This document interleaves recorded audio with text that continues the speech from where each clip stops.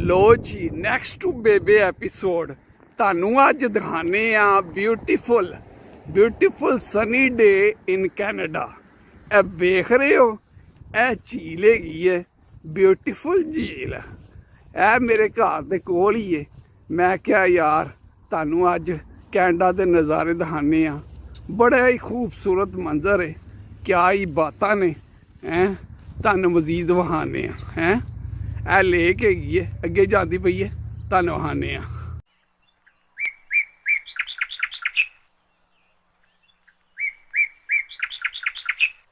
ਦੇਖੋ ਜੀ ਆ ਝੀਲ ਹੈ, ਬੜੀ ਖੂਬਸੂਰਤ ਝੀਲ ਹੈ।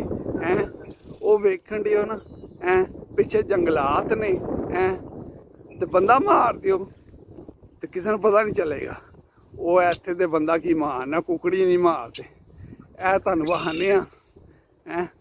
ਇਹ ਦੇਖੋ ਪਰਿੰਦੇ ਉੱਡਣ ਡੇ ਨੇ ਤੇ ਉਹ ਝੀਲ 'ਚ ਵੇਖਣ ਡੇ ਹੋ ਬਤਖਾਂ ਨਹਾਉਣ ਡੀਆਂ।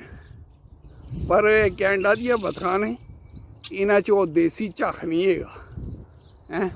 ਤੇ ਹੋਰ ਵਿਖਾਣੇ ਆ। ਉਹ ਦੂਰ ਇੱਕ ਮੈਨੂੰ ਬੰਦਾ ਨਜ਼ਰ ਆਉਣ ਡਿਆ। ਇਹ ਬਿਊਟੀਫੁਲ ਬ੍ਰਿਜ ਹੈ, ਕਿਆ ਹੀ ਬਾਤਾਂ ਨੇ ਜੀ। ਇਹ ਬਿਊਟੀਫੁਲ ਨਜ਼ਾਰੇ ਨੇ, ਪਿੱਛੇ ਘਰ ਨੇ, ਨਜ਼ਾਰੇ ਕਰਨ ਡੇ ਨੇ। ਤੇ ਤੁਸੀਂ ਵੀ ਨਜ਼ਾਰੇ ਖਾ ਲਓ ਕੈਨੇਡਾ ਦੇ। ਓਹੋ ਬੱਲੇ ਬੇ ਬੱਲੇ, ਗਰਮੀਆਂ 'ਚ ਬਰਫਾਂ ਯਾਰ। ਦੇਖਿਆ ਉਹ ਪਾਕਿਸਤਾਨ ਵਾਲਿਆਂ ਨੂੰ ਬਰਫਾਂ ਚਾਹੀਦੀਆਂ ਨੇ ਨਾ ਗਰਮੀ 'ਚ। ਉਹ ਲੈ, ਉਹ ਕੈਨੇਡਾ ਆ ਜਾਣ, ਮੁਫਤ ਦੀਆਂ ਬਰਫਾਂ ਲੱਭਦੀਆਂ ਨੇ, ਕੋਈ ਪੈਸੇ ਦੇਣ ਦੀ ਲੋੜ ਨਹੀਂ, ਮੁਫਤ ਦੀਆਂ ਬਰਫਾਂ। ਆਇਓ ਫਿਰ ਕੈਨੇਡਾ।